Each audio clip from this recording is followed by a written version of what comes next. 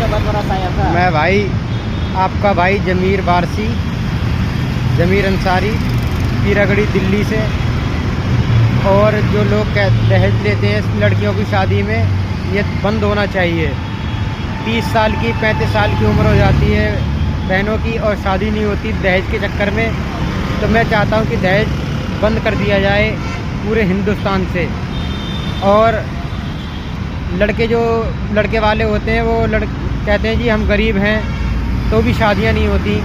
तो लड़की वाले पूछते हैं, कहते हैं कि जी हमें लड़का दीनदार ना ईमानदार चाहिए, हमें तो बस मालदार चाहिए, ज़मींदार चाहिए।